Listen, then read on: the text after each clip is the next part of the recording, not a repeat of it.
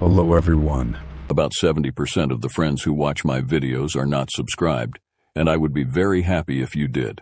I know many of you use these videos to fall asleep, so before you drift off, I'd love it if you could leave a comment letting me know where you're listening from around the world. Story 1. I was only supposed to get a refill, doing a simple request. I walked in with a dull ache behind my ribs that had been bothering me for days, maybe from bad sleep or pulling something while moving a box. Nothing urgent. Just enough discomfort to make work feel longer than it needed to. The waiting room was almost empty, which was rare. I sat near the window, watching the light flicker against the vinyl floor tiles. I had my usual routine ready, explaining my symptoms clearly, asking directly for over-the-counter ibuprofen in prescription strength. I did not want anything strong, just something to take the edge off so I could work without wincing every time I turned the wrong way. I was called in after a few minutes. The nurse did not look up much, just motioned for me to follow. I stepped onto the scale, let her check my vitals, and then I was ushered into the examination room. The doctor came in a little while later, holding a tablet. He scrolled through my file quickly, glanced at my last visit, and asked about the pain. I described it again, emphasizing that I just needed something mild. I made sure to say ibuprofen 3 times. He nodded, typed something into the tablet, and said he would send the prescription electronically to the pharmacy I listed. I thanked him. That was it. No exam. No further questions. At the pharmacy, I waited in line with my phone in hand, skimming emails. When I stepped up to the counter, I gave my name, verified my birth date, and expected a small amber bottle. But the pharmacist raised an eyebrow, then turned around and walked to the back. When she returned, she held out a white paper bag and asked me to wait a moment. She stepped to the side and made a phone call I could not hear. Then she came back, smiled thinly, and asked if I had ever taken morphine before. I blinked. Morphine. I told her that was a mistake. I had asked for ibuprofen. I had no injury, no surgery, no chronic pain condition. Just a sore side and a desire not to tough it out. She double-checked the computer. The prescription was clear. Morphine tablets, in a quantity that made my chest feel tight. I asked if she could call the clinic. She said she had just done that, but they confirmed it was correct. I felt heat rise up my neck. There had to be an error. I stepped aside and called the clinic myself. The receptionist sounded bored as she put me on hold. A few minutes later, I was told again that the doctor had entered the medication himself and noted it was for severe internal pain, likely muscular with neuropathic component. That was not what I said. I asked for ibuprofen for a mild ache. Nothing about nerves. Nothing about severe. I meant it. I hung up and stood there, still holding the white bag. The pharmacist asked if I wanted it filled. I said no. I walked outside, stood near the trash can, and took a deep breath. It felt like standing in a fog that didn't move, heavy and clinging. I was worried. Not angry, not yet. More confused than anything else. Back at home, I replayed the visit in my head. I had been clear. I had not used any unusual words. I had not exaggerated my pain. So how did this happen? I checked the prescription record on my insurance portal. There it was, morphine sulfate, standard dosage, with the note about pain severity. I did not sleep well that night. My body throbbed in a strange, anxious way, as if my nervous system had caught a chill. The idea that someone had misheard me was one thing. but to misdiagnose me and prescribe an opioid without warning or discussion felt dangerous. The next morning I went back to the clinic. I did not ask to see the same doctor. I just asked for clarification. The front desk looked surprised when I told them why I was there. They pulled up my chart and frowned at the screen. After a few minutes, a nurse practitioner came out to talk to me in private. We sat in a small consultation room. She looked me in the eyes and asked what symptoms I had described during the previous visit. I repeated myself again. Soreness under the ribs. Probably muscular. I said I wanted ibuprofen. She nodded, but her face stayed tight. She said the note in the system mentioned chronic pain indicators, though she could not find any earlier reference in my record. It was flagged with a warning that I might need long-term pain management. I felt sick to my stomach. This was getting out of control. I asked if I could have the prescription canceled or corrected. She said it had already been logged, but they could issue a new one. I told her I did not want anything stronger than what was available at a grocery store. She nodded again, more slowly this time. Then she asked something strange. Had I recently been to another clinic? I said no. She stared at the screen, lips pursed. I asked her what she was looking at. She hesitated before saying that there were duplicate entries under my patient ID. One showed my normal record. The other had a different height and weight, similar birth date, same name, but a different middle initial. She said it might be a system merge issue. She would forward it to administration. I left with a proper ibuprofen prescription in hand, but my nerves were still raw. At home, I sat on the edge of the couch and stared at nothing. How close had I come to taking a drug I never needed? Days passed. I kept checking my health portal, but the morphine entry stayed there, like a stain.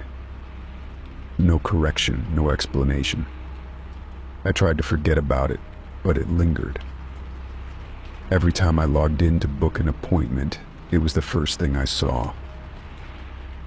One morning I received a thick envelope in the mail. It was from the clinic's administrative office. Inside was an apology letter, printed on heavy paper, and a notice that they had reviewed my file. They said a data migration had caused an overlap between my record and another patient's during a system upgrade. The other patient had chronic pain, numerous opioid prescriptions, and several flagged interactions. Their last visit was only days before mine, to the same clinic. Our similar names had caused the systems to autofill the wrong data into my chart. No one had checked it thoroughly before issuing the prescription. They assured me the error had been corrected. I did not feel reassured. It made me think about how much power a clerical mistake could have. I could have taken the pills without reading the label. I could have driven, fallen asleep at work, or worse, all because a record system thought I was someone else. I started reading the leaflets on every prescription after that. I even asked the pharmacist to show me the label before they bagged the meds. I no longer trusted that my file would be handled with care. That kind of confidence, once lost, was hard to get back. A few weeks later, I received a follow-up call from the clinic. They wanted to confirm the issue had been resolved. I said it had.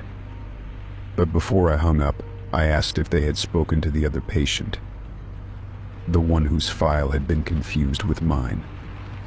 The line went quiet. Then the caller said no. The other patient had passed away earlier that month. I did not know how to respond. I ended the call and sat still for a long time. My thoughts were cloudy. Was it possible the system error had affected more than just me? What had the other patient received in my name, if anything? I never got a clear answer, and maybe I did not want one. I was just grateful I had paused at the pharmacy, asked questions, and pushed back. If I had not, I might have become a line in someone else's incident report. Another statistic. Now, I double-check every appointment. I ask to see my file before anyone touches it. I read every label, ask about every dose. It takes longer, and it annoys some staff, but I do not care. The mistake was not mine, but I am the one who would have paid for it. There is something chilling about seeing your name on a bottle of pills you never asked for. Like being written into a story that is not yours. You do not realize how easily that can happen until it nearly does. It changed me, not in a dramatic, life-altering way. But in the quiet moments I hear myself asking again, almost like a whisper, "Are you sure this is mine?" And now, every time I walk through the clinic doors, I remind myself mistakes do not always look like accidents. Sometimes they wear white coats and carry tablets. Sometimes they smile politely and tell you to take 2 a day. I do not think about the other patient often. But when I do, it is with a quiet sadness. Maybe we were too close in the system. Maybe one small glitch was all it took. Maybe they trusted the label too much. I did not, and that made all the difference. Story 2. I noticed it during my second night in the hospital. The hallway buzzed with activity, heels clicked, wheels squeaked, and voices called out codes I did not understand. But as the sun dipped and the fluorescent lights took over, the footsteps that passed my room began to thin out. Nurses bustled past every other door, stopping in clusters, moving in pairs, laughing low, whispering sometimes. But my door remained shut. It was not just my imagination. The only time I saw a nurse was during the routine checks, and even then it was quick, almost nervous. She would step in with her head down, avoid my gaze, tap something into the monitor, then leave. She never said more than 3 words. I had been in other hospitals before, and there was always that one chatty nurse, or a kind aide who offered extra blankets. Here, there was nothing. The silence in the room thickened. It was not a peaceful silence, not the kind that makes you feel safe. It was the silence of being watched, the silence that holds its breath. I tried to read, but I could not focus. I tried to sleep, but my eyes kept pulling open as if expecting something to be there. And then there were the shadows. They were not shapes, not clearly formed figures, but movement.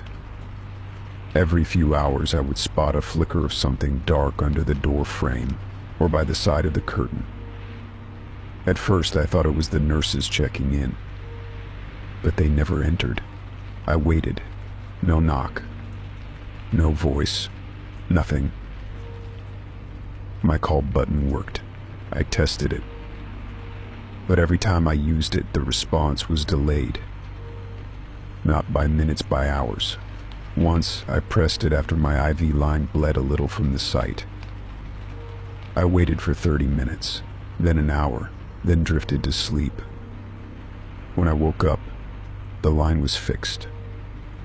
There had been no waking, no words, no acknowledgement. Just a new piece of tape.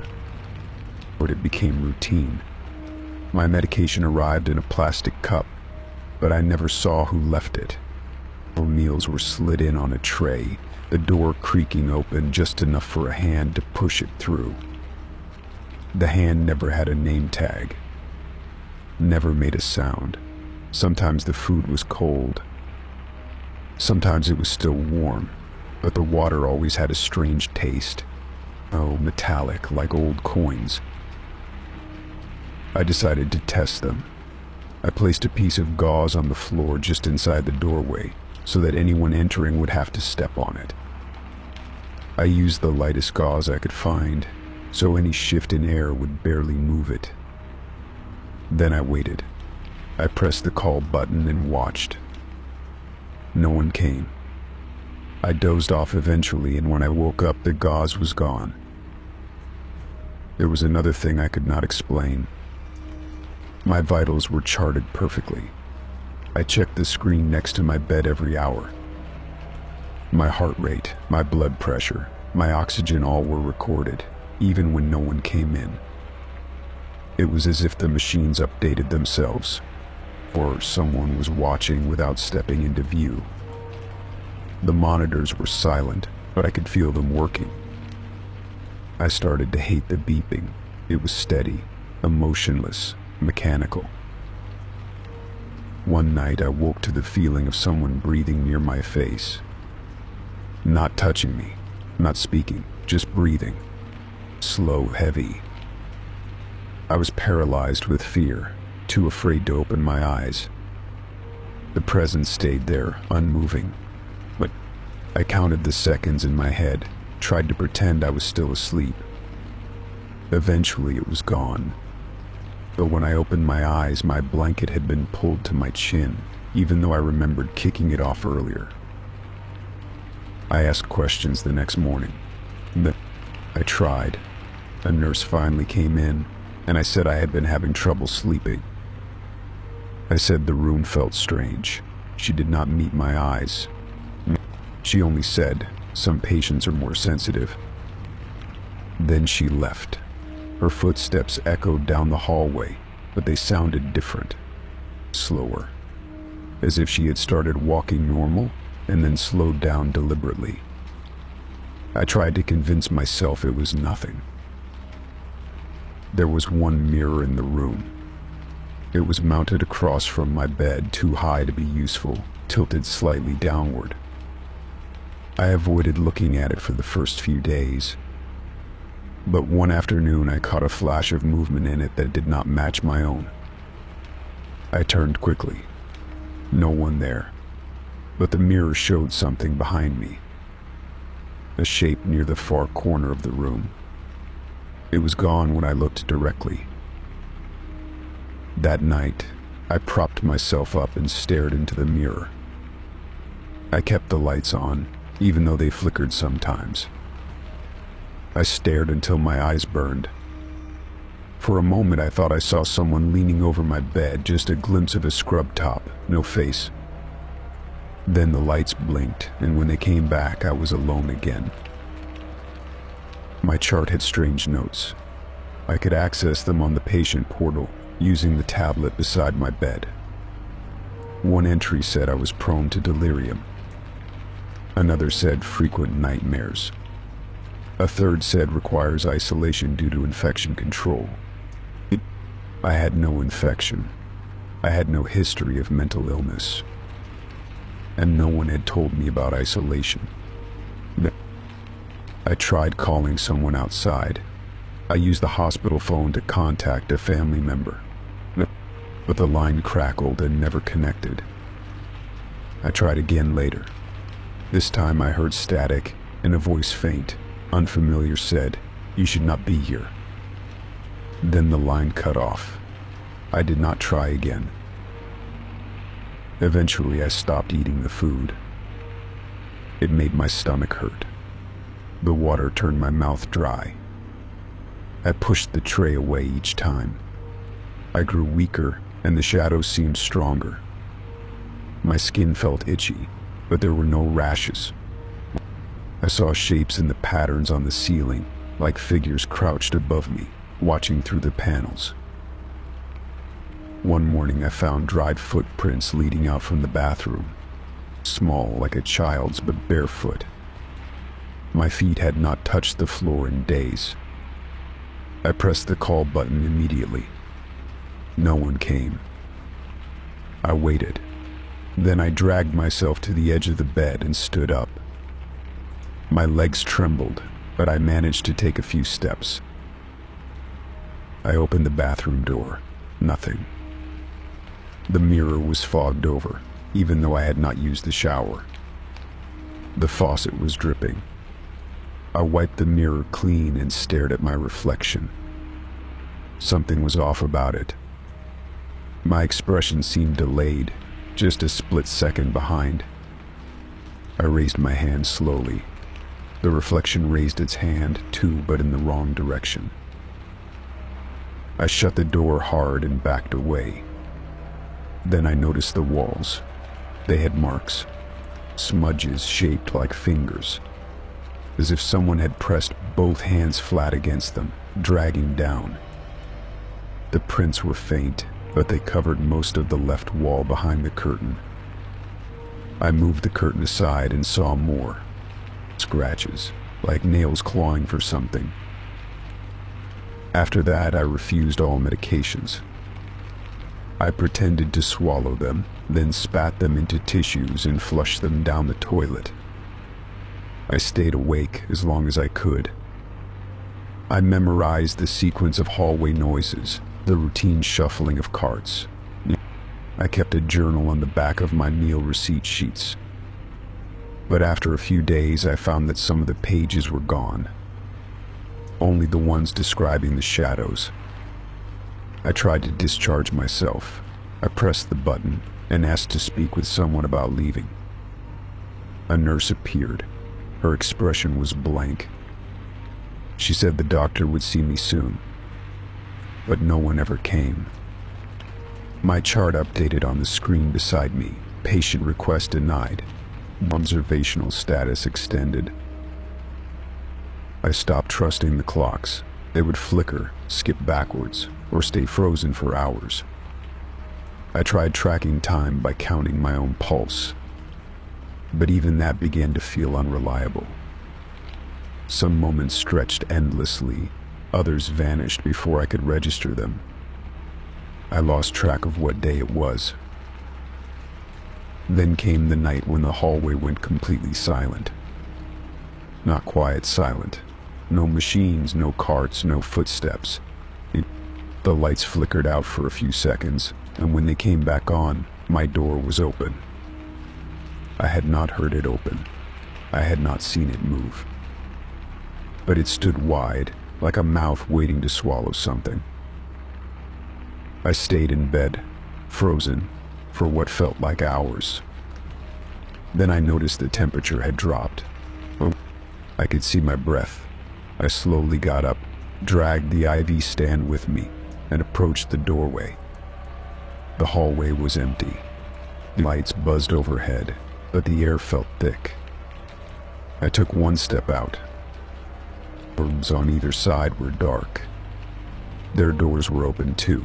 No patients. No nurses. I passed one room and saw that the bed was stripped bare.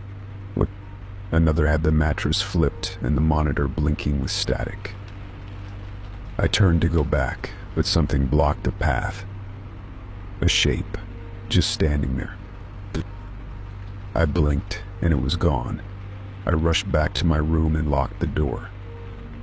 The lock clicked, but I did not feel safe. I pulled the curtains shut, curled up in the corner, and waited for morning. When the sun finally came up, everything was normal again. Or it pretended to be. My breakfast arrived. My chart updated. A nurse came in to check my vitals this time, a different one. She did not look at me either. Then finally, I was told I could go. A paper appeared on the tray, already signed. Discharge instructions. No one explained anything. I packed slowly, watching every corner of the room. The shadows stayed where they were, waiting. As I left, I glanced one last time into the mirror across from the bed. My reflection was already gone. Story 3. Action. The nurse's scanner made a short beep when she held it over my wristband. I watched her face tighten as she stared at the small screen. She tried it again, this time angling the wristband differently, but the result was the same. Her brows furrowed, and she gave me a stiff smile. "That's strange," she mumbled before walking out of the room. I stared at the white band circling my wrist. It looked like any other hospital wristband barcode, date of birth, and an ID number I had not bothered to memorize. I tried to recall if they had ever removed or replaced it, but my memory felt muddy. My stay in the hospital was already long enough that the days blended together. Still, no one had ever said anything about the wristband before. The door opened and a second nurse walked in, older and more confident. She held a tablet in one hand and gave me a quick nod before scanning my wrist. Again the beep came, followed by her puzzled expression. "That can't be right," she said under her breath. She tapped on the screen a few times, then looked at me carefully. "What's your full name?" she asked, pen poised. I gave her my name. She didn't respond, just wrote it down and left. "No thank you. No, be right back." The silence after she left felt heavier than usual. I stared at the ceiling tiles, all perfectly square and stained with time. The fluorescent lights hummed, low and persistent. I tried to relax, but my heart picked up speed, and my breath came shorter. I told myself it was nothing, just a computer error, a glitch in the system. For an hour passed. No one came. I pressed the call button on the side of my bed. It blinked red, like always, but no one answered. I pressed it again, holding it down for longer. Still nothing. That had never happened before. Usually someone responded within a few minutes. I shifted in the bed, suddenly aware of how alone I felt. Eventually someone knocked on the door. A man in scrubs came in, his badge turned backward so I couldn't read it. He smiled too widely. "Feeling okay?" he asked. I nodded slowly, unsure how to respond. He didn't check my chart. He didn't even glance at the monitor beside me. Instead, he pulled a small scanner from his pocket and pointed it at my wrist. Look. Beep. He stared at the device. "Unknown patient," he read aloud. "Interesting." Then he looked at me. "Mind if I check something?" Before I could respond, he walked over to the cabinet and opened it. He rifled through it without explanation, ignoring the supplies and pulling out a clipboard. Then he left, muttering to himself. I sat up straighter. My back ached from the angle, but I needed to feel like I had control. I turned the wristband around, reading each detail carefully. My name was there, or at least the name I knew. My birth date was correct. The barcode looked fine. Nothing was out of place, and yet the system didn't know me. The door opened again, but this time no one entered. I caught a glimpse of two people standing just outside the room, whispering. One of them peeked in, then pulled back. I could only hear fragments of their conversation. No record, and hasn't left the room. Floated through the air like dust.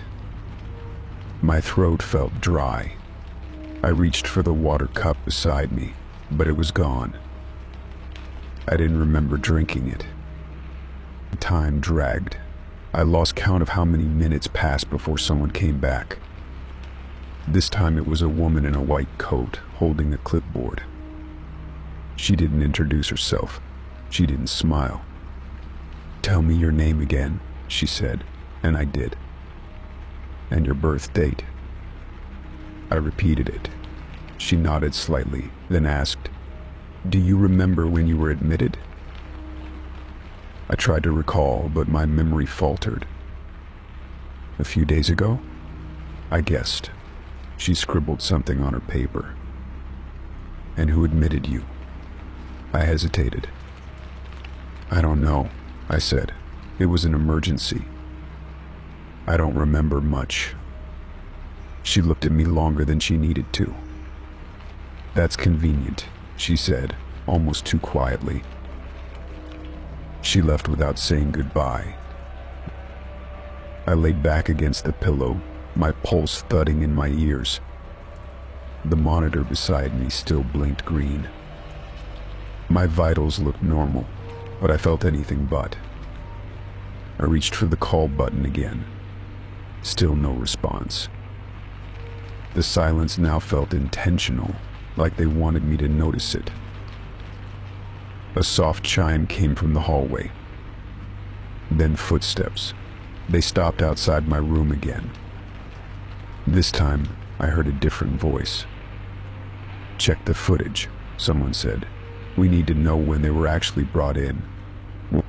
Another voice replied, "There's a gap in the file. Camera 4 didn't record that night." My mouth went dry. No camera footage. That seemed impossible in a place like this. Every hallway had cameras. Every entrance. The nurse's station had a wall of monitors. I had seen it myself when they wheeled me past it the day I arrived. But if they had no record of me entering the hospital, who exactly did they think I was? A nurse finally entered, carrying a tray. "Time for your meds," she said flatly. I sat up. "Wait, what medication is that?" I asked. She paused and glanced at the pill cup. "Standard post-op painkillers," she replied. "But I didn't have surgery," I said. Her hand stopped halfway to the tray. She blinked. "You didn't?" "No," I said. "I came in because of a fever. I had the chills and body aches." She checked her tablet, then frowned. "You're not in the surgery wing?" I shook my head slowly. Her face lost its color. She turned and walked out quickly, taking the tray with her. I felt cold all over. I pulled the blanket around me and tried to stay calm. Maybe it was just a mix-up. Maybe they moved me by mistake. But then, why did the system not recognize me at all? Why did my name and birthday mean nothing to their machines? And why did everyone keep leaving without giving answers? The room darkened as the sun dipped below the horizon. No one came to turn on the lights. I waited. I listened. At some point, I must have drifted off because I woke up to darkness and the sound of whispering. It was coming from the hallway. I strained to hear. Someone said, "What if they were never admitted officially?" Another voice asked, "Then who signed the intake form?" Silence followed. Then, no one. There's no signature on file. I sat up too fast and felt a jolt in my side. I threw off the blanket and stood, legs trembling. I walked to the door, opening it just a crack. The hallway was empty. I stepped out, looking both ways. One end of the corridor was dark, lights flickering. The other was brighter but led to the nurse's station, where no one sat. I moved quietly, my hospital gown rustling with each step.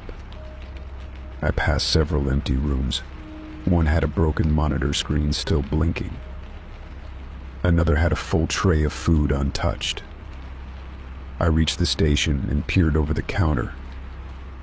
The computers were on, but the chairs were empty. But I looked at the screen. It was locked.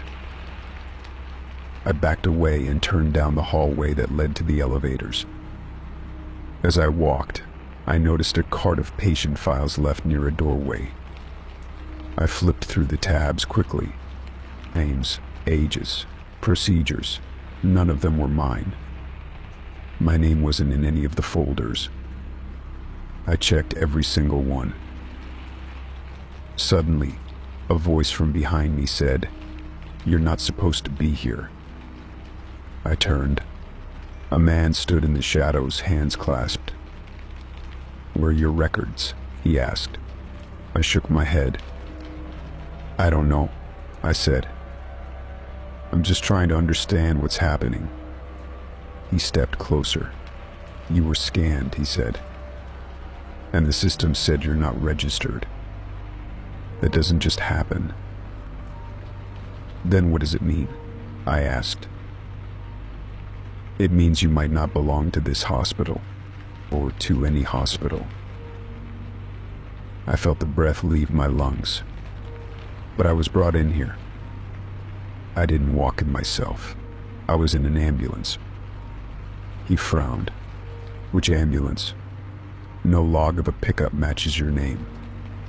No arrival noted at any entrance." I gripped the counter for support.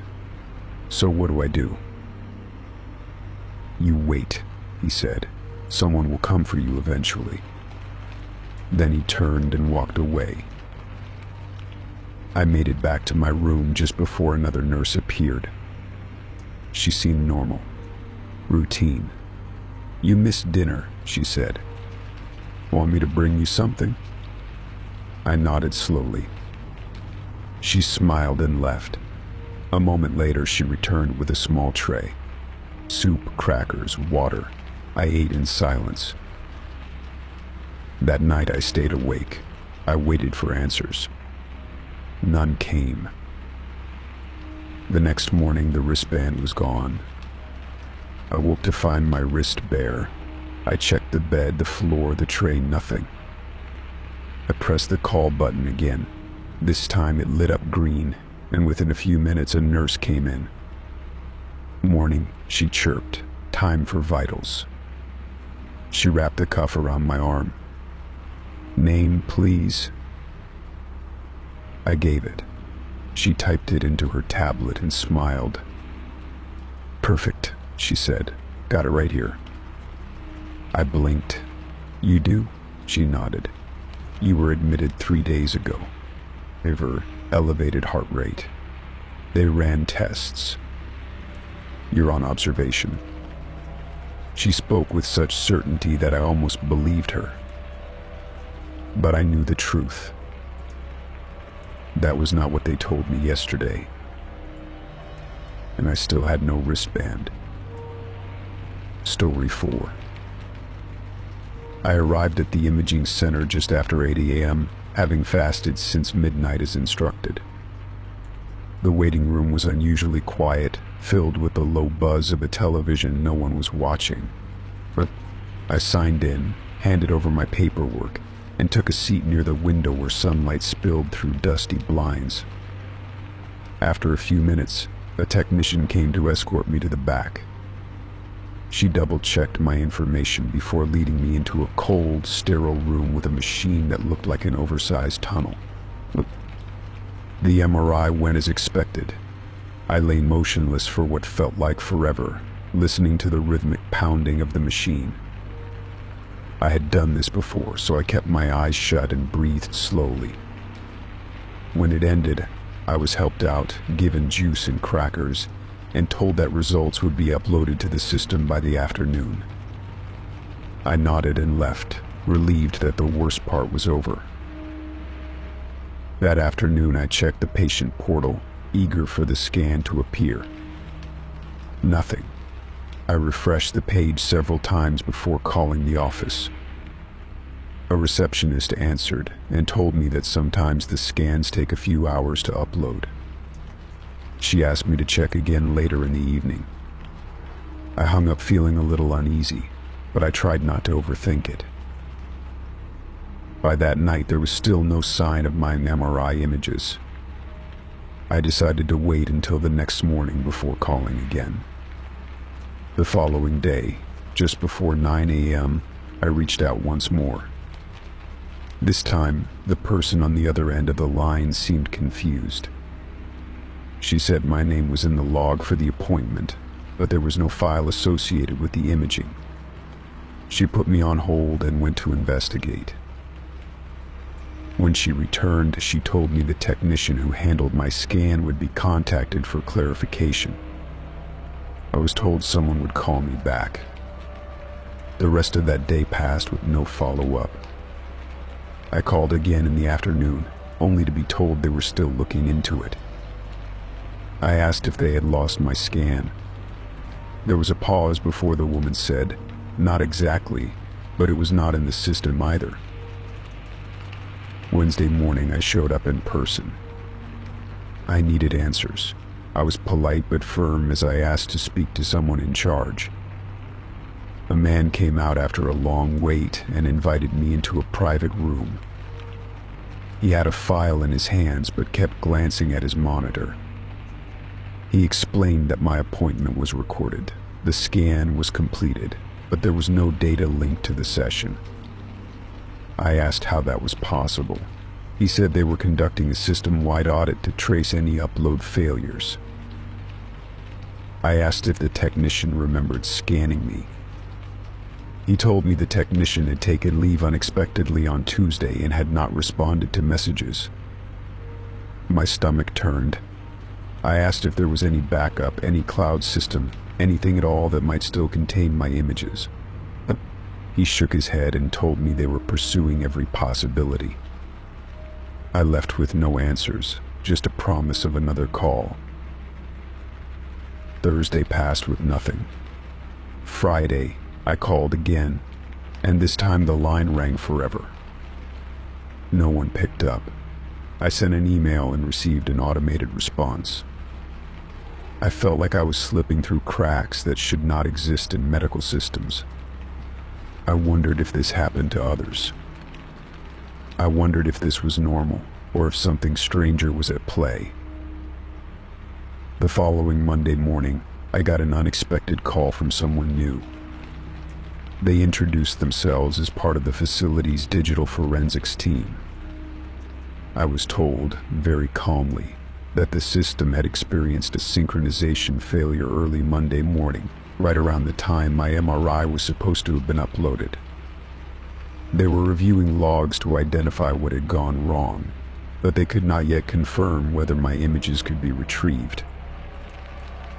I asked if that meant they were gone for good.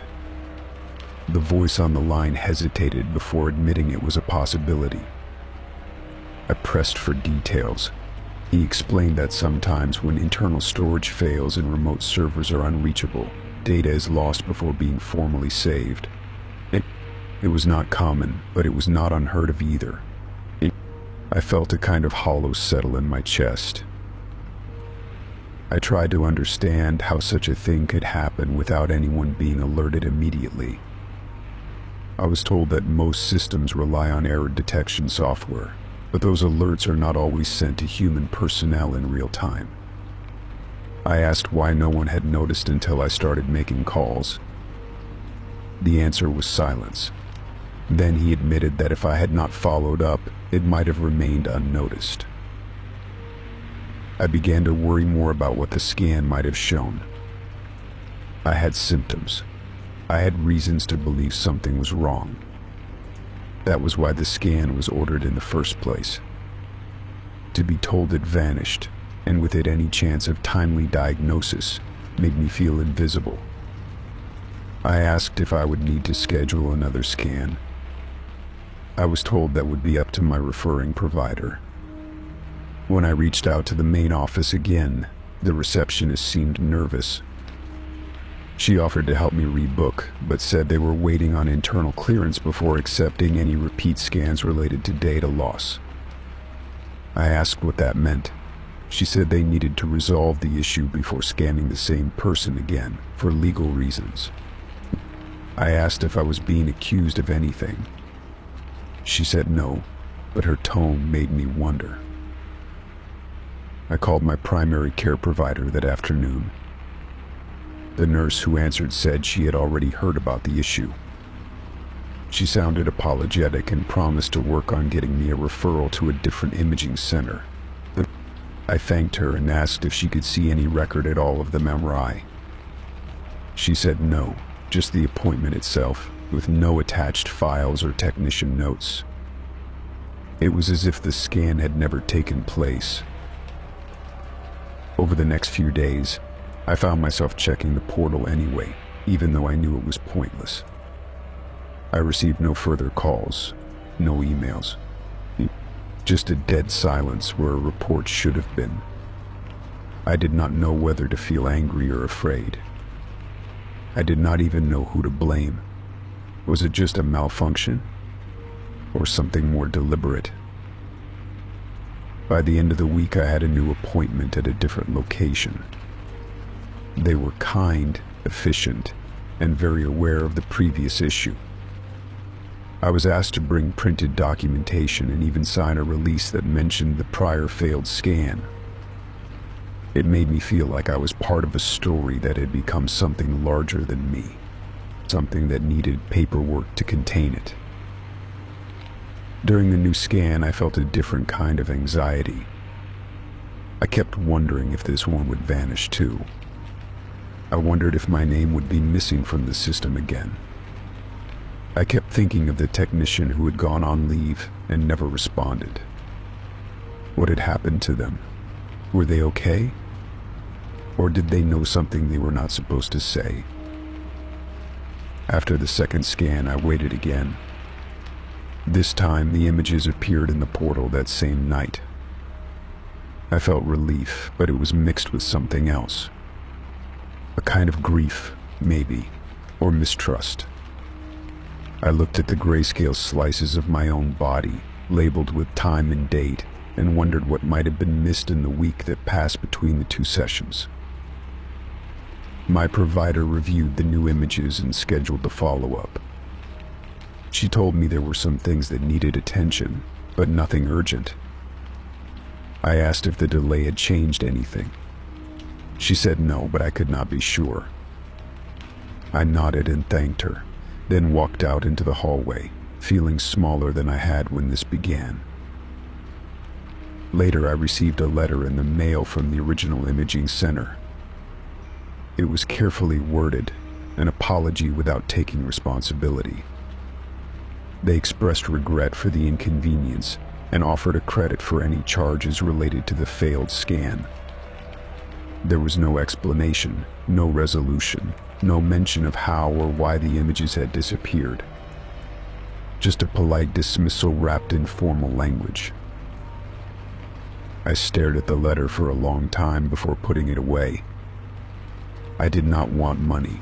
I wanted to know what happened. I wanted someone to tell me it was a fluke, that nothing like this would ever happen again. But I knew better. Systems fail. People vanish. Data disappears. Still, I am here. I showed up. I asked questions. I kept records. I followed through. In a world where people vanish into silence and paperwork, I chose not to. I stayed loud, even when it felt like I was the only one still listening. And somehow, that has to count for something. Story 5. I had barely drifted off when the murmur outside my door pierced the silence. It was faint, barely louder than a whisper, but the words were distinct enough to stir me upright in bed. Final stage tonight. My eyes adjusted quickly in the dark as my pulse quickened. The words looped in my mind like a warning I was not supposed to hear. The hospital room felt colder than before. My thin blanket barely helped, and the shadows in the corners seemed to press closer. I sat there, completely still, unsure whether to pretend I heard nothing or to get up and check. But the hallway light remained steady under the crack of the door, and no one passed by. The air held its breath as if waiting for something to begin.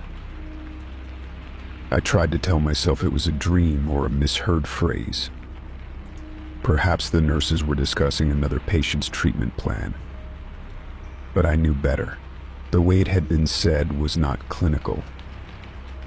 There was a finality to it, a tone too hushed, too urgent to be routine. Earlier that day, they had wheeled me out for tests I had not asked for. I asked questions, but none were answered directly. One technician told me to relax and count backward.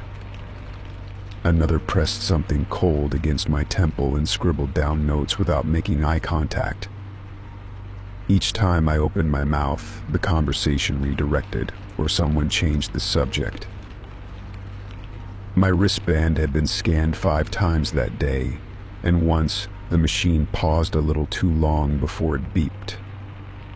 I caught the frown on the nurse's face, how she glanced at me quickly, then tapped a few extra buttons before moving on. When I asked her if anything was wrong, she smiled in that too bright way and said nothing at all. She left before I could press further. Lying there now, staring at the ceiling, I realized I had not seen the same staff twice in 2 days. Every shift brought new faces, no introductions. No one addressed me by name. They called me patient or room number. My chart was always flipped away when they walked in. No one let me see what they were writing. I got up and padded softly to the door. I pressed my ear against the cold metal, listening for movement. Silence at first, then the click of shoes, a mechanical wheel turning, or low voices. One said, "Has the sedation started?" The other answered, "Not yet, but it will." My heart dropped into my stomach. I backed away quickly and climbed back into bed. My hands trembled as I pulled the blanket up. The seconds ticked by like hours. I turned to the window. The night had settled fully outside. No city lights, no trees, just a flat blackness stretching out. I could not remember what this place looked like from the outside when I was brought in. I remembered arriving in an ambulance, but not calling one. I remembered a stretcher, bright lights, something sharp in my arm. A voice said, "Just relax, we'll take care of everything." But I had no memory of why I had needed help. There had been pain, yes, somewhere in my side. Or was it my chest? I slid my fingers down my ribs, gently pressing. No pain, no bruises, no stitches. My body felt whole, untouched. But that did not make sense. Why would I be here if there was nothing wrong? My mind jumped to the phrase again. Final stage. Tonight. It did not sound like medicine. It sounded like preparation. The door creaked softly. I held my breath. A nurse stepped inside, her shoes silent, her face calm. She did not look at me directly, only checked the monitor beside the bed. I forced myself to speak and ask what final stage meant. She froze for a second. Her lips parted, but she said only, "Everything is progressing as expected." That answer was worse than silence. She placed a small paper cup on my tray, 2 pills inside. I asked what they were. She paused. "Just your evening dose," she said, "for rest." I asked again. She did not repeat herself. She waited. I stared at the pills. She left when I did not take them. I did not sleep after that. I tucked the pills into my pillowcase, hoping someone might come to check if I had swallowed them. No one came. The hallway stayed unnaturally quiet. I thought about screaming, but the walls felt too thick, like no sound would escape. I thought about running, but I had no clothes but a paper-thin gown and no idea where I was. When the clock struck midnight, something changed. A soft humming started through the walls, mechanical and steady. My light dimmed, then flickered back to normal. I looked at the monitor beside me. It now read, "Observation mode active." That had never been there before. A minute later, The door opened again. This time, two figures entered, not nurses. They wore white but without name tags, without friendly expressions. One carried a clipboard. The other held a scanner. Without asking, they approached my bed and scanned my wrist.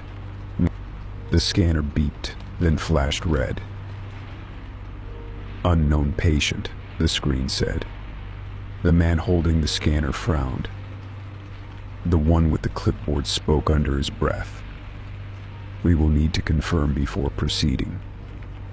"Proceeding with what?" I asked. Neither answered. They stepped outside, leaving the door ajar. I rolled out of bed. My legs wobbled, but I stood. I grabbed the chart at the end of my bed and flipped it open. The pages inside were blank. No name. No diagnosis. Only a barcode and the words, Category 7, scheduled for terminal closure. My breath caught in my throat. Terminal closure. This was not a hospital. Not in the way I thought. I moved to the hallway, peering out carefully. Empty, but further down I saw an elevator. Its panel was glowing. I walked quickly, barefoot, hugging the wall. Every few feet, cameras blinked red overhead. I pressed the button. The doors slid open. Inside, there were no floor numbers, only symbols. I chose the one at the bottom. The elevator did not descend. It moved sideways. I felt it, the pressure in my ears. After a minute, it stopped. The doors opened into a different kind of hallway. This one looked unfinished. Exposed pipes, cement walls. A low hum of electricity buzzed constantly. I walked forward, staying in the shadows. I passed a room with a glass panel. Inside, someone slept or was unconscious, strapped to a bed. Another room, another person, all of them motionless. All monitored. I realized none of them had names on their doors. Just codes. I backed away slowly. I had to find a way out. At the end of the corridor was a stairwell. I ran down 2 flights, found another corridor. This one had an emergency exit. I pushed it open and was met with a cold wind and total darkness outside. There was no fence, no sign, no structure. Just flat ground and stars above. I ran until the building disappeared behind me, until my feet bled from the gravel. I did not stop until I reached a small road, barely lit. A car passed. I waved, screamed. They drove on without stopping. Eventually, I found a security post. Abandoned, but with a working phone. I dialed 911. The dispatcher asked my name. I gave it. She asked again. I repeated it. She said there was no record of a person by that name. Not in the system. Not in any hospital. I told her where I was. She paused, then said that facility was decommissioned years ago. No one should be there. I froze. She asked if I was joking. I dropped the phone and backed away. I do not know how I survived the next few hours. A passing truck finally stopped and took me to the nearest town. I told them what happened. No one believed me. I checked into a motel, used cash, gave no name. In the mirror, I studied my wrist. The skin was unmarked, smooth. But under certain light, I could see faint digits pressed into the skin like a brand. Not a name, just a code. I have tried removing it. Burning, cutting. It stays. I am still running. They are looking for me. I know they are. I have seen the white vans parked outside my window. I hear humming when the power goes out. The final stage did not happen that night, but I know it will. It is only a matter of time before they find me again. When they do, I will not go back quietly. I do not care what they call it. Observation, terminal, closure. I remember who I am, even if they erase the files. That is enough. For now. Story 6. When I first bought the smartwatch, I did not think it would ever be more than a fitness tracker and calendar on my wrist. The fact that it had a sound detection feature was something I only noticed when I explored the settings out of boredom. It recorded ambient audio when high levels of noise were detected, tagging the clips for review. I kept it on mostly for fun, curious about what my apartment sounded like when I was not paying attention. It rarely captured anything beyond me talking to myself, the fridge humming, or the television murmuring in the background. That night, I left my apartment around 7 p.m. to run a few errands. I took my watch off before heading out because the band had been irritating my wrist. It sat charging on the bedside table. The room was quiet when I left, and I distinctly remember shutting the door behind me. I was gone for about 90 minutes, stopping by the pharmacy and grabbing some fast food on the way back. The hallway outside my apartment was empty when I returned, but I had the strange sensation someone had just walked away seconds before I arrived. I noticed the smartwatch was no longer on the charger when I stepped into the bedroom.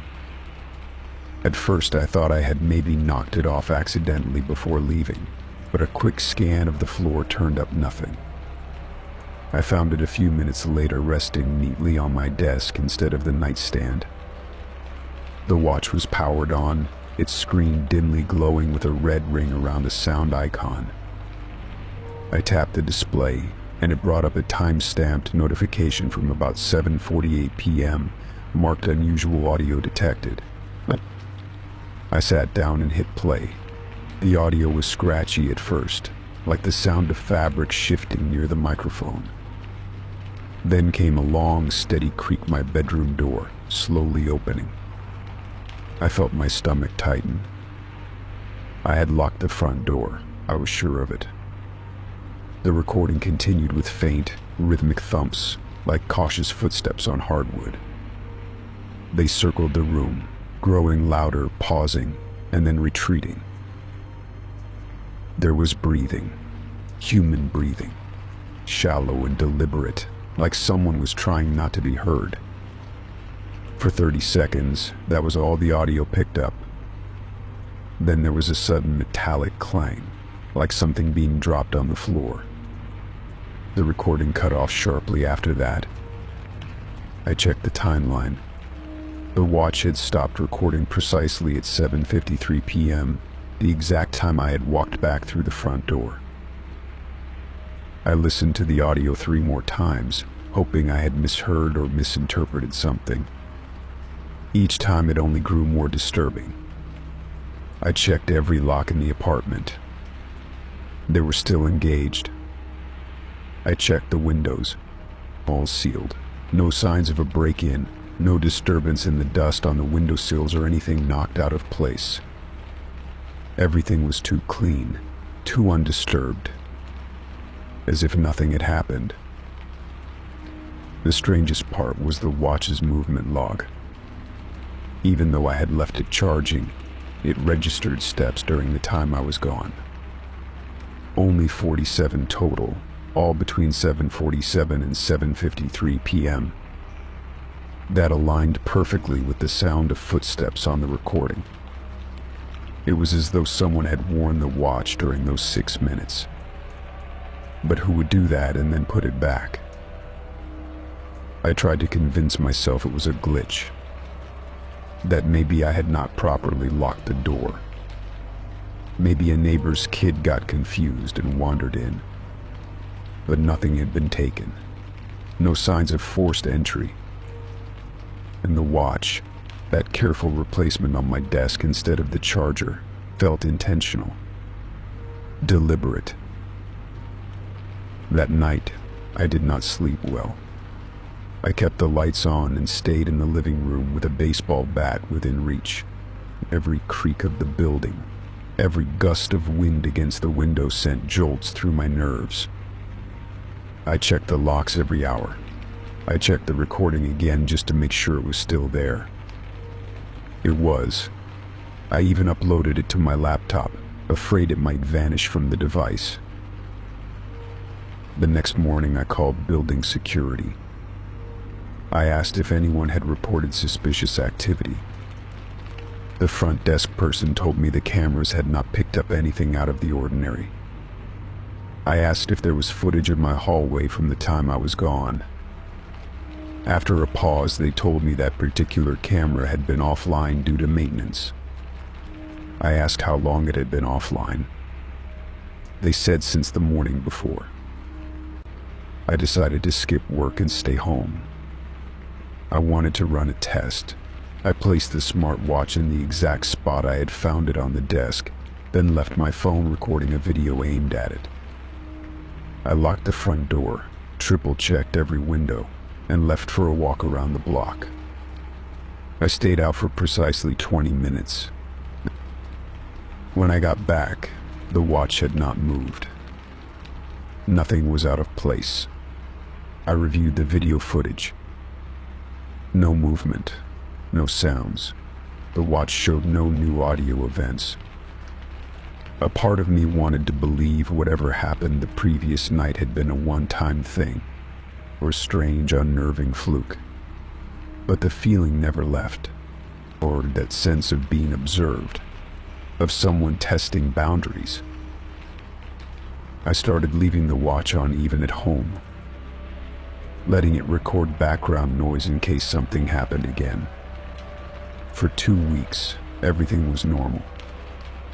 No abnormal sounds, no strange movements, no unknown steps registered on the device. I began to relax. I even started sleeping with the lights off again. Then, one night, at exactly 3:12 a.m., the watch vibrated on my wrist and pinged with an alert. Another unusual audio detection. I froze in bed, heart hammering. I had not heard anything myself. Carefully, I sat up and checked the screen. The timestamp showed the event had started only moments ago. I held my breath and tapped play. It was the same slow breathing, the same hesitant footsteps. Only this time there was whispering. Faint, nearly inaudible phrases, too garbled to understand. And again, just like before, the recording cut off suddenly. The exact second I turned on the bedroom light. I tore the room apart, checked under the bed, behind the curtains, inside the closet. Nothing. I stood in the middle of my apartment, watching the seconds tick by on the watch, trying to make sense of it all. My heart would not stop racing. I realized then that I might not be dealing with something trying to break in. It might already be inside. I set up cameras in every room, not just one, but several, all wired to my laptop and motion activated. I bought a second smartwatch from the same brand and synced it with my phone. I started keeping a log of every sound event, every step count. I documented everything. For weeks, nothing happened. My footage showed nothing unusual. The recordings were silent. Then the noise started again, but only when I was out of the room. My new watch picked up footsteps, breathing, and movement every time I left for the bathroom or ran down to get the mail. The same pattern, always just after I left, always stopping the moment I came back. It was not until I noticed something new in the background of the audio that I realized the real pattern. On one clip, There was the unmistakable sound of a drawer being opened. Another had the soft scrape of paper. One had a whisper that ended with the word ready. I listened to them over and over, each time feeling more certain that someone was preparing for something. Not random visits, not pranks, preparation. I stopped going out. I even stopped sleeping in the bedroom. I camped out in the living room with all the lights on, watching the feed from every camera at all times. Days blurred together. I lost track of time. I lived off energy drinks and instant noodles. But the recordings kept coming. Still only when I left the room. Still cutting off just as I re-entered. Then last night, the feed from my bedroom camera froze. All the other cameras kept working, but the one facing the bed glitched and stopped updating. I ran in, heart pounding, expecting to find someone, something, anything. But the room was empty. The lights were off, even though I had left them on. The watch buzzed on my wrist. Another sound detection. I opened the recording. This time there were no footsteps. No breathing. Just one whisper, clear and cold, spoken right into the microphone. Almost done. Then silence. I called the police this morning. I did not mention the recordings. I just said I thought someone had been inside. They searched the place, asked questions, found no signs of forced entry. No evidence. They were polite but skeptical. Told me to get some rest. I know what they think, but I have the logs. I have the recordings. I hear it. I feel it. Whatever is happening, it is not over. Every night, I set the watch on the table. Every morning I check what it has captured. The audio files are getting shorter now, more direct, no more wandering or pacing. Last night the only sound was one tap, right against the microphone, then a voice. Tonight. Night. I am not leaving. I will not give it the chance to stop the recording this time. I have every camera on, every light blazing. I am sitting in the middle of the room with the watch in front of me. I am watching the seconds pass. And if it comes tonight, I will hear it. I will see it. I just hope that whatever it is, it does not already know I am still here. Story 7. The package arrived earlier than expected. I had been tracking it for days, watching the delivery updates with anticipation. It was just a second-hand copy of a book I had been meaning to read, one that was out of print and hard to find. I ordered it through a marketplace seller with decent reviews. Nothing about it suggested anything unusual. When I brought it inside, the package felt slightly heavier than I expected. It was tightly wrapped in a thick layer of plastic, and the book inside was snugly secured. As I peeled away the wrapping and pulled the book free, a small object slipped out from between the pages and clattered onto the table. I stared at it for a moment, confused. It was a small, transparent snap-close pill case. It looked cheap and slightly scratched, the kind of thing someone might carry in a purse or pocket. Inside were 4 small white pills, unmarked and identical. I blinked, unsure what I was seeing. It was definitely not supposed to be there. There was no note, no explanation, just the pill case wedged between the front pages of a used novel. My first thought was that it must have belonged to the previous owner. Maybe they used the book as a hiding spot, then forgot about it when they sold it. But why unmarked pills? No prescription label, no initials or dosage information. Just 4 blank tablets in a travel case that snapped shut with a dry click. I set the pill case aside and flipped through the book. There was some highlighting in the margins, a few dog-eared pages, but nothing else out of the ordinary. No personal notes, no bookmarks or scraps of paper. I checked the front and back covers again, even the inside flap. Nothing to explain why the pills had been tucked in there. For a while I tried to ignore it. I left the pill case on my kitchen counter and started reading the book. The story was good, absorbing enough to keep my mind from drifting too far into speculation. But every time I passed the counter, I glanced at the pill case. Eventually, curiosity got the better of me. I took a photo of the pills and tried to search for them online. Pill identifiers usually work with color, shape, and any imprinted markings. But these had none. Just smooth white surfaces, no numbers, no logos. The search turned up nothing useful. Everything pointed to the same conclusion. Without markings, the pills were unidentifiable. I called the seller next. They answered, sounding distracted and mildly annoyed.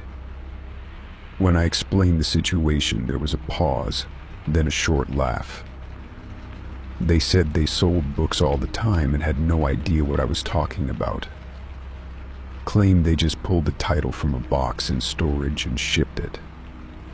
Said maybe someone else tampered with the package during delivery. It did not sound convincing. Something in their tone was off, like they were trying to end the call quickly. I let it go, mostly because I had no real evidence and no way to press further. After the call, I sat at my table and stared at the pill case again. I should have thrown it out then, but I didn't. Instead, I began wondering what the pills did. I told myself I would never take one, but I kept turning the case over in my hand, weighing it, listening to the soft rattle inside. I considered taking it to a pharmacy or doctor, but without a reason, they would not test it. It was not illegal to possess the unidentified pills, but it did feel wrong. That night I had trouble sleeping. My thoughts kept drifting back to the pills. What if they were something valuable? Or dangerous? Or rare? Maybe they were part of a game, some hidden message. I had read stories like that before, about alternate reality experiences hidden inside books and packages, but part of me wanted it to be that. The next morning, I opened the case again and looked at the pills in the light. They were perfectly round, slightly chalky, no smell. I put them back, shut the case, and tried to forget about it. But later that day, I found myself looking up forums and threads about strange book deliveries. I found one story from 3 years ago, buried deep in an old blog, describing something eerily similar. A person received a used book with an unmarked pill tucked inside. They claimed they took it out of curiosity, and then their posts stopped. The comments on the blog were filled with speculation, warnings, and a few trolls. The original poster never returned.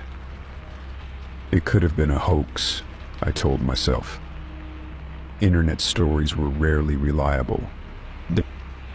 Still, I saved a screenshot of the blog and reread the post several times. The details matched mine too closely for comfort. I started wondering if anyone was watching me. I checked my windows, changed my passwords, even covered the webcam on my laptop. Paranoia settled in, quiet and steady. A few days later, I came home to find my apartment door slightly ajar. I froze. Nothing looked disturbed at first, but the lights were on. I always turned them off when I left. I checked each room slowly, carefully, gripping the handle of a mop like a weapon. No one was there, but I knew something had changed. When I returned to the kitchen, the pill case was gone. That rattled me more than I expected. I had not told anyone about it except the seller. And yet someone had come in, taken only that, and left without a trace. I called the landlord, who said no one had requested access to my unit. I reported it to the police, but without signs of forced entry or missing valuables. They said there was nothing they could do. I moved the book to a drawer and locked it. From then on, I checked the locks 3 times before leaving. But my mind kept returning to the idea that someone had planted the pills intentionally. Not just lost or forgotten, but placed. I began to wonder if the book itself had meaning beyond the story. I read it again, slowly this time, looking for clues. The margins had light pencil marks, subtle underlining. One chapter was especially marked up, a passage about memory loss and fragmented time. I compared it to the blog post again. There were uncanny overlaps, as if the same person had marked both copies. A week later, I received another package. I had not ordered anything, and there was no return address. Inside was a second copy of the same book, identical except for a torn corner on the cover. No pill case this time. But wedged between the pages was a handwritten note on yellow paper. It said, "You are not the first." I stared at the words for a long time. They were written in neat, all capital letters, no signature, no further explanation. My breath caught in my throat. I checked the package for fingerprints, but the surface was too smooth. I thought about calling the police again, but stopped myself. What would I even say? I hid the note under my mattress and locked the second book away. Every time I went to sleep, I listened for footsteps or the sound of the door creaking. I started having dreams where someone stood beside my bed holding a pill case. I would wake up gasping, heart pounding, drenched in sweat. Eventually, I took time off work and stayed at a friend's house without telling anyone. I needed distance, time to think. While I was gone, I asked the building manager to check on my unit once a day. On the 3rd day, he called to say someone had pried open the front lock and left the door swinging. Nothing was missing. Not the books, not the note. But this time there was something new. On the table, neatly arranged, was a 3rd pill case. This one was empty. I packed everything I had and moved out that week. I changed my phone number, deleted my old email, and started using a post office box under a different name. I kept the books though, locked away, sealed in a box with warning labels. I do not know why. Maybe part of me still wants to know the truth. Every now and then, I think about the pills and what they were meant for. Whether they were a test or a trap or something stranger. Maybe they were never meant to be taken. Maybe just receiving them was enough to pull me into something I will never fully understand. But I never took them. That was the only choice I controlled. And I am still here. I survived. Whatever game I was pulled into, I refuse to play it by the rules. That has to count for something. Story 8. It happened on a Thursday morning around 9 a.m. I had just logged in to check my inbox, expecting the usual pile of work emails and spam. But what caught my eye was the blinking notification next to the sent folder. I did not remember sending anything that morning, and yet There was an email time-stamped at 8:57 a.m. The subject line was blank, but the preview showed my own words, ones I never intended to send. I opened it with growing unease. The body of the email contained a list of instructions, some bulleted, others written in my usual shorthand. It was a rough draft I had been preparing the night before, filled with detailed protocols about how I function day to day. What I eat, what meds I take, what calms me down during a panic attack, how I react to loud noises, even what phrases to avoid when speaking to me. All of it was there in black and white. I remembered composing it, vaguely. It had been late, probably around midnight, when I sat down to organize things for a future assistant. Just a draft, I told myself at the time. Something I might share if I ever needed someone to help me during a crisis. I never pressed send. At least I did not think I did. I checked the recipients list and felt cold sweat forming. It had gone out to 5 people, none of whom should have seen that document. A former colleague, 2 clients, 1 mutual contact from a support group, and a local service provider I had never even spoken to directly. My hands trembled as I scrolled through the list again, hoping somehow it had not really gone through. But it had. Each address was marked as sent, and there was no recall function. I tried deleting it from my end, but that did not help. These were real people with real inboxes. I had no idea what time zones they were in or whether they had already read it. I just knew it was out there, permanently. The worst part was not just the embarrassment, though that was suffocating enough. It was the exposure. That draft was not just a list of habits and triggers. It was a portrait of my vulnerabilities, cataloged to neat bullet points. Anyone who read it would know more about me than some of my own family members. I spent the next hour sending panicked follow-up messages, trying to explain that the email was a mistake. I wrote variations of the same line, "Please disregard my previous message." It was an unfinished draft and not intended for distribution. I tried to sound professional, even calm, but I could feel my voice shaking with every keystroke. By 11 a.m., I had heard back from 1 person. A simple got it with no further comment. That helped a little, but the silence from the others was worse. Were they reading it now? Were they forwarding it? Laughing at it? Discussing it with someone else? I felt like I had been split open and left on display. I spent the afternoon checking and rechecking my settings. I looked at the draft history, activity logs, even my automation rules. There was nothing that should have triggered a send. My fingers had not slipped. My system had not glitched.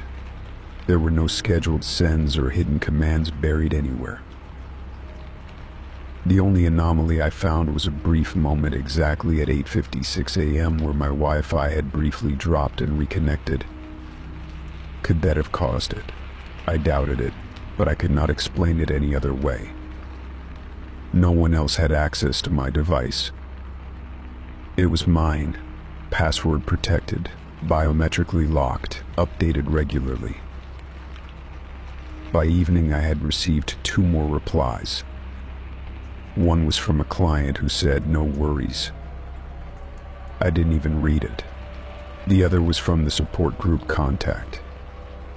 That one said, "Thanks for sharing. You're brave."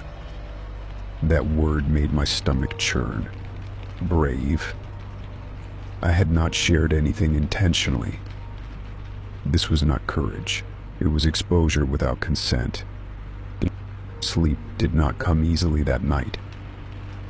I kept replaying everything in my head, from the moment I saw the blinking sent folder to the list of bullet points I remembered writing.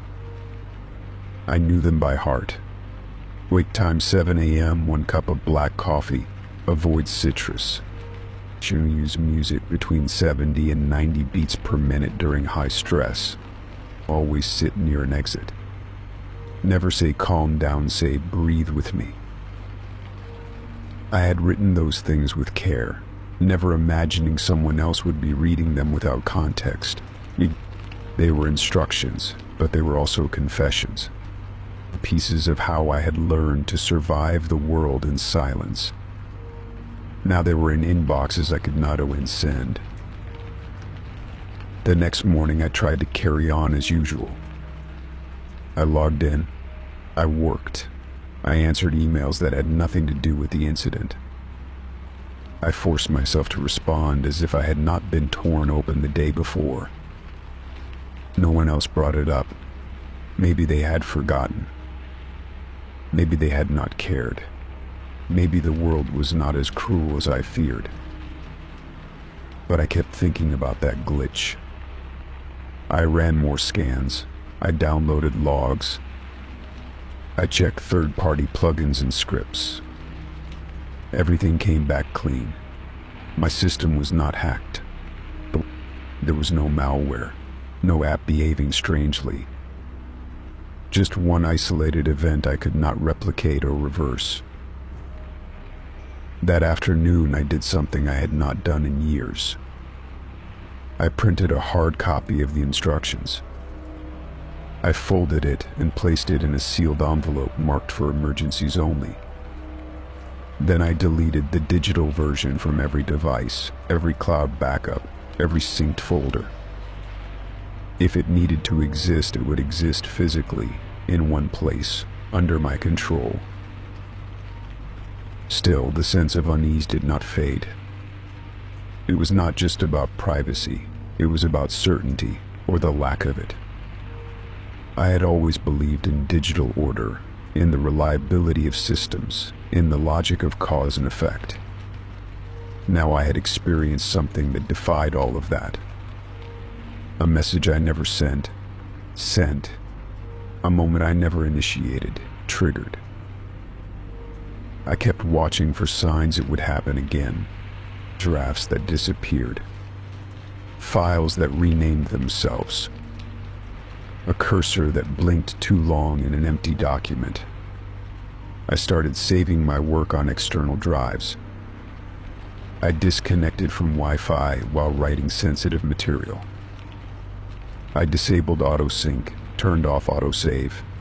Anything to give myself back some sense of control. Weeks passed and nothing similar happened. The incident faded into the background of my routine, but never fully disappeared. It was like a scar beneath my sleeve, unseen, but constantly remembered. I never brought it up to anyone, not even the support group. I did not want more people knowing it had happened. Eventually, I began to wonder whether the incident had been a warning, not just an error. Maybe I had been depending too much on digital safety. Maybe I needed to remember that even drafts hold power. That every word written can become public, intended or not.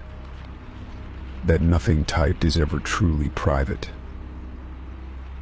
One day, a client I had not heard from in a while asked if I could send over my personal preferences for scheduling. I hesitated. Then I wrote out a new list, short, professional, free of vulnerability. No emotions, no personal history, just basic preferences. It felt sterile, but safe. I never used my old template again. I never reconstructed those bullet points. They remained in that envelope, sealed and untouched. Not because I was afraid someone might read them, but because I finally understood what it meant to keep something for myself. Sometimes people talk about losing privacy through surveillance or leaks.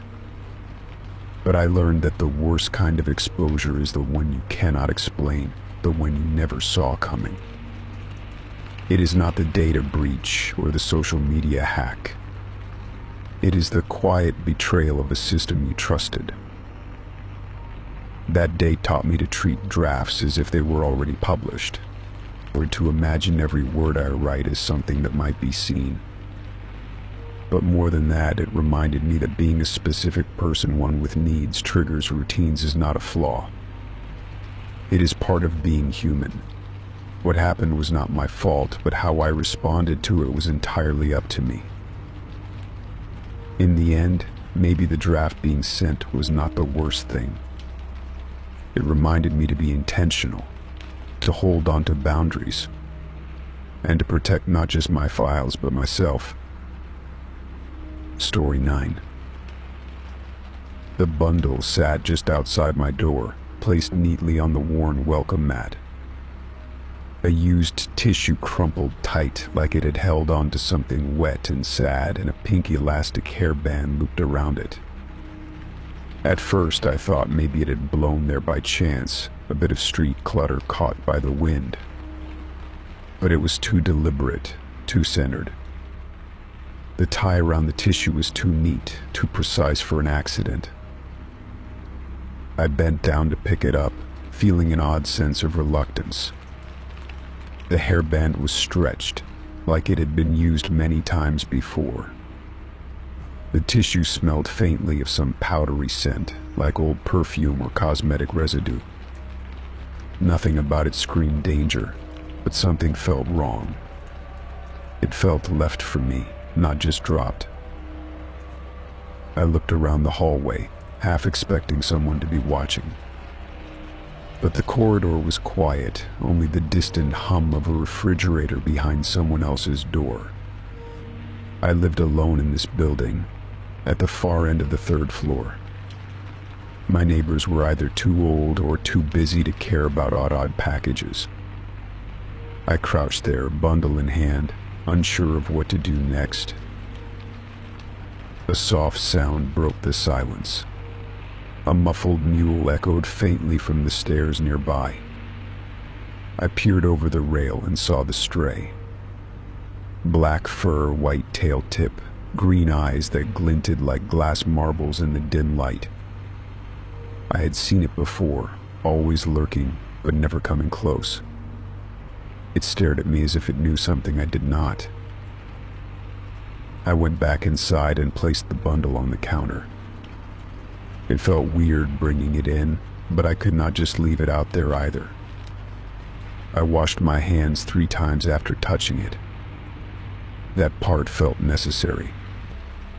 Then I sat down and stared at the bundle like it was a puzzle I was meant to solve. The cat did not leave. I peeked out the window later that night and it was still there, perched on the stair railing, tail flicking lazily. It was watching my door. That part I was sure of. Not just the hall or the street below. My door. The next morning, I opened the door slowly, unsure of what I was expecting. Another bundle lay there, this time a leaf wrapped around a safety pin. No wind had brought that. I glanced down the hall. The cat was gone. But the gift was the same shape, the same neatness, the same intention. I left the bundle outside this time, unsure whether keeping them inside was a mistake. But when I returned after work, it was gone. The cat sat there again, unmoving, waiting. I started watching it from the peephole at night. Sometimes it sat for hours. Sometimes it was gone entirely. But it always came back. After the 3rd bundle arrived, I began to feel observed. Not just by the cat, but by something I could not see. The gift was a rubber band wrapped around a smooth pebble. Again, no signs of dirt, no rough edges. Clean, arranged. It frightened me more than it should have. I tried asking the front desk if anyone had seen someone leaving small things by my door. They said no. They even checked the security footage. But the cameras on my floor had gone fuzzy the last few nights, just static after dark. The man at the desk told me it was likely just a wiring issue, but I could see how unsettled he was. On the 5th day, there was no bundle. I felt both relieved and disappointed. My eyes twitched toward the floor every time I passed the door, expecting something. That night I heard scratching. Not loud, not frantic. Just soft, repeated scrapes at the door. I looked out. No one, not even the cat. I set up my phone inside the peephole with a recording app, hoping to catch anything strange. I watched it in the morning. 3 a.m. A soft thump, then a dark shape near the floor. A paw black with white tips. It pressed something onto the mat. Then it backed away. I paused the footage. It was the cat. This time the bundle was a string looped around a single paperclip. I felt my stomach churn. It made no sense. But each item had weight now, meaning. I could not throw them away. I gathered them all, placed them in a small wooden box, and tucked it under my bed. That night I heard something fall in the kitchen. I rushed in, heart pounding, but nothing was broken. Nothing had fallen. The window was closed. But on the counter sat the box, the one I had hidden, open. The items laid out in a row, perfectly aligned. My hands shook as I placed everything back. I double-checked the windows and doors, all locked.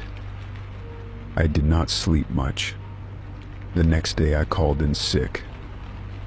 I sat in bed watching the front door, waiting. By afternoon the cat returned. It sat just beyond the door, not moving. I opened the door slowly and sat beside it on the floor. The cat did not run. It blinked slowly, then looked behind me, past my shoulder. I turned. No one was there, but I felt the air change. Felt a sudden pressure in my chest, like the room behind me was full of something that was not meant to be. That evening I left food outside, a saucer of water. The cat ate, drank, then left, but it returned every night after that, sitting silently just watching. The bundles stopped. No more tissue, no more string. Just the cat and its presence, like a messenger whose job was already done. I began to feel better, strangely. The headaches I had been having every week stopped. The nightmares I had since childhood faded. I no longer felt the urge to double-check the locks at midnight. Something had shifted, and it began with those bundles. One morning I found the cat sitting by the open door. I had not left it that way. It stared up at me, tail wrapped around its feet. I stepped aside, and it entered without hesitation. It walked the apartment, slow and sure. It stopped at the wooden box, then sat. I opened the box again, laying out the pieces as I had found them. The cat purred once, loud and sudden. Then it turned and walked out. That was the last time I saw it. I kept the items, not out of fear, but respect. They felt like warnings at first, but now I think they were gifts. Tiny pieces of someone else's story, passed on to me through the cat. Or maybe they were my story all along. Maybe the cat was never stray. Weeks passed and the air in the apartment stayed light, clean. I no longer felt watched. I no longer feared the dark spots in the corners. I started sleeping without the hallway light on. My dreams turned colorless. Not happy, not sad, just quiet. Months later, during spring cleaning, I found a folded note tucked inside the heating vent. I did not remember placing it there. My handwriting, but I had no memory of writing it. It read, "They're trying to make you forget, but the cat remembers." My skin crawled. I sat with the note in my hand for a long time. The memory of those early days returned sharply. I had not imagined the gifts. They had been real, and they had served a purpose I still did not understand. I placed the note in the wooden box with the other items. For ritual now. I did not look for the cat again, but I kept the food dish by the door, filled once every night. Whether it came back or not was no longer the point. I had accepted that it was finished. Whatever had lingered in this apartment, whatever watched from the corners, was gone. Or maybe still here, but quieted, tamed by tokens of forgotten memories and a creature that seemed to carry something more than instinct. I lived differently after that. Less noise, less clutter. I avoided mirrors at night. I opened windows often. I left no bundles, but I paid attention to what was placed before me. Every fallen object, every creased piece of paper. Just in case. If the cat ever returns, I will be ready. I will open the door, let it pass, and listen to the silence it leaves behind. Because I understand now. Not everything left at your door is a threat. Sometimes it is a key. Sometimes it is a warning.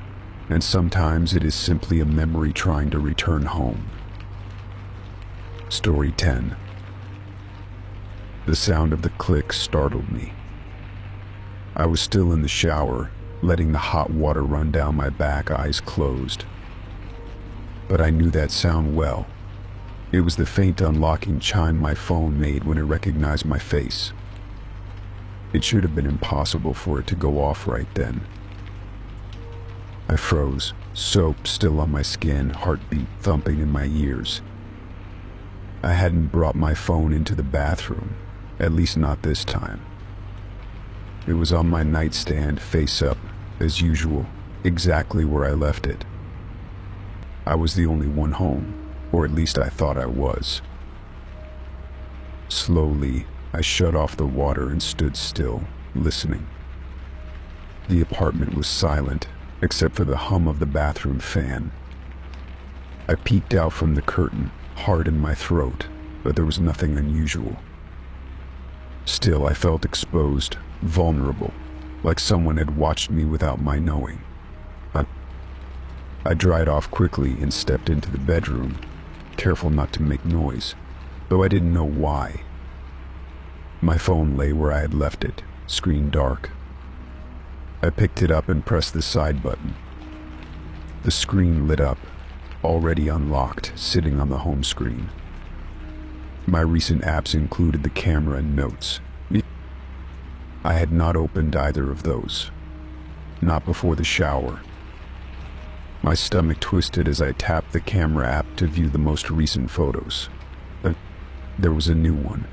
It had been taken just 15 minutes earlier, while I was in the shower. The picture was blurry, caught mid-motion, but unmistakably it was of me stepping into the bathroom. I did not take that photo. I did not even touch the phone. My hands trembled as I backed out of the app and opened the notes. A new file had been created, untitled. Inside it, a short sentence had been typed. It said, "I know what you hide." I could not breathe for a moment. The weight of those 5 words pressed against my ribs like a vice. I tried to think of who would do this, how it could even be possible. My apartment was locked, windows shut. There were no signs of forced entry. But my phone had unlocked, the camera had taken a photo, and someone had left that message. I scanned every inch of the bedroom, then the living room, kitchen, bathroom again. Nothing. No sign of anything moved, No foreign object out of place. I even checked inside closets, under the bed, anywhere someone might hide. Still, nothing. The silence in the apartment now felt oppressive, like it was watching me back. I changed into clothes quickly and grabbed my phone again, this time checking the facial recognition settings. It said only one face was registered. Mine. The logs showed it had unlocked at 10:32 a.m. while I was mid-shower. I had no explanation for it. I thought maybe someone had hacked into my phone, cloned it maybe. But how would that explain the photo? The phone never left my apartment, and the photo was taken from the exact angle it would sit on the nightstand. It felt like someone had used my own phone against me. I decided to check the camera feed from the small webcam I had plugged into my laptop. I rarely used it, but I left it aimed at the living room as a poor man's security system. When I opened the footage and rewound to the time I was in the shower, my blood turned cold. There was a figure. Blurry, hard to make out, but clearly a person walked into the bedroom. They moved straight to the phone, crouched beside the bed, and picked it up. The camera's resolution was too poor to show the face, but the shape of their movements, the way they stood, it was uncanny. They looked like me. I kept replaying that moment, trying to catch a detail. Something was off about the way they moved, too fluid, too silent. It was like watching a distorted reflection of myself. Then they looked up toward the webcam and smiled. I slammed the laptop shut. My heart was racing now. I had no idea what was happening, but I knew I could not stay in that apartment. I packed a small bag, grabbed my wallet, keys, and phone, and left. I did not even look back.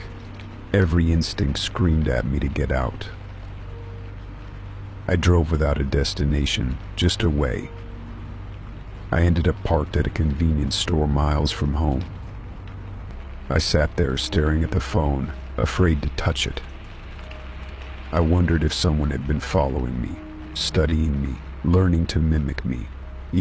Could facial recognition be fooled by a look-alike? I searched online for similar stories. Some users talked about false positives, facial hacks, even digital replicas.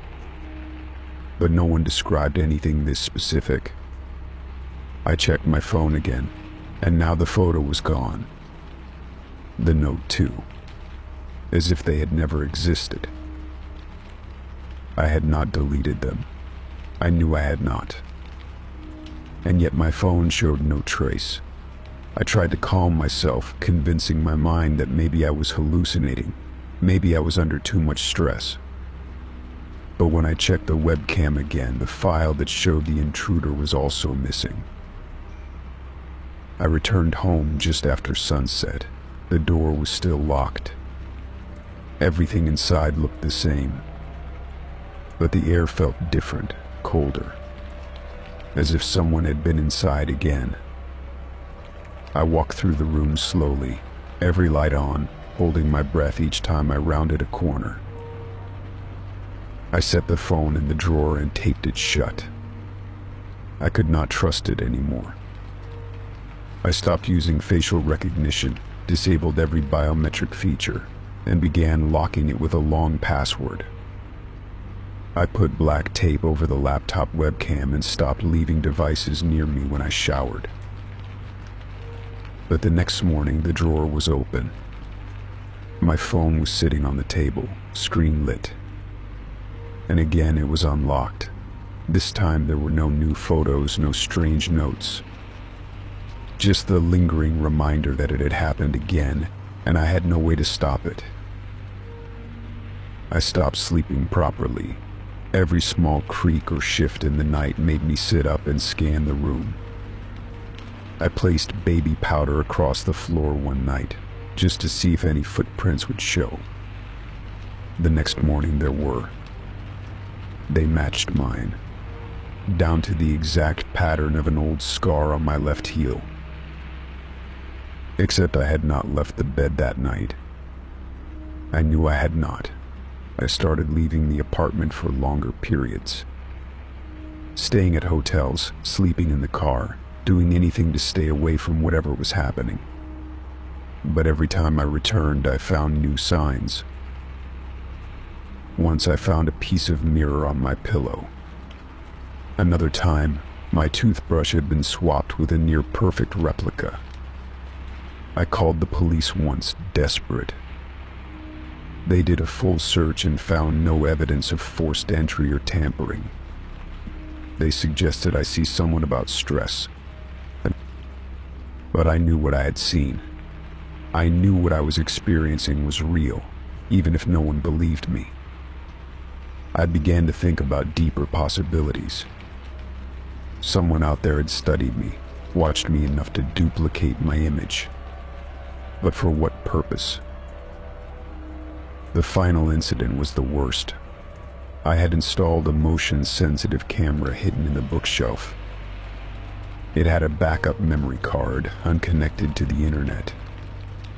I checked it one morning, expecting to find nothing. But at exactly 3:17 a.m., there was a perfect video. It showed me standing by the nightstand, picking up the phone. Except I was asleep in bed at that time. The figure that looked like me turned to the camera again and whispered something. I leaned in, turned the volume up. The voice was identical to mine. It said, "I am just making room." I left the apartment for good after that. Gave notice to the landlord, packed only what I could carry, and never looked back. I do not use facial recognition anymore. I keep my phone off when I sleep. I move from place to place, never staying too long. And yet sometimes, I still wake up with my phone in my hand, unlocked, on the camera app, and I know I did not touch it. I no longer try to explain it. I just accept that something once opened that lock while I was not looking. And now it always can. Story 11. The printer had been acting strange all morning. Sometimes it printed documents twice, sometimes not at all. I thought nothing of it until I heard the whirring sound just after I had sent an expense report. The paper came out smoothly, no jams or streaks, but what was on it made me stop. In bold, black letters, no formatting, no signature, were the words, "You'll need this tonight." I held the sheet for a moment, blinking. There was no header, no letterhead, no job code. It was not anything I had sent. I checked the printer queue. My name was there, but only for the expense file. This memo had come from nowhere. I glanced around the office to see if anyone else had seen it. No one was looking. People were at their desks, typing or talking on headsets. I slid the sheet into my bag, thinking maybe someone had sent a joke. Still, it sat there in my mind like a pebble in my shoe. A message from nowhere, arriving with perfect timing. I told myself it was a glitch. Work dragged on. Meetings, emails, petty questions. Every time I opened my laptop, I found myself glancing at the corner of the screen, half expecting a follow-up. But nothing else came. I opened the paper again during lunch. The sentence was centered on the page, plain and exact. No punctuation, no typo. By the end of the day, I was starting to feel unsettled. It was just a note, but the wording was too precise. Not keep this for later or use this soon. It said tonight. That kind of certainty was rare, especially from a printer. On the way home, the sky darkened earlier than usual. Storm clouds rolled in thick, but the rain held off. I kept the memo folded in my coat pocket, not entirely sure why. I passed the convenience store, the gas station, the quiet row of houses with their flickering porch lights. At my building, I paused before entering. The elevator made its usual groaning ascent. Nothing seemed different, but I moved slower than usual, half expecting something to happen. Nothing did. My apartment looked the same. I hung my coat, dropped my keys into the bowl, and took out the memo again. It felt heavier now, even though it weighed nothing. I placed it on the table and turned on the television. Weird background noise helped. I reheated some leftovers and tried to forget about it. But every time I passed the table, I glanced down at that single sentence, and the words felt louder. I stared at it for a while, trying to make sense of it. Just after 8 p.m., the power flickered. It went out completely 2 minutes later. My entire building was suddenly silent. The hum of appliances vanished. The heat clicked off. I stood in the dark with a fork in my hand, staring at the black screen of the television. I checked my phone. Fully charged, no signal issues. No emergency alerts,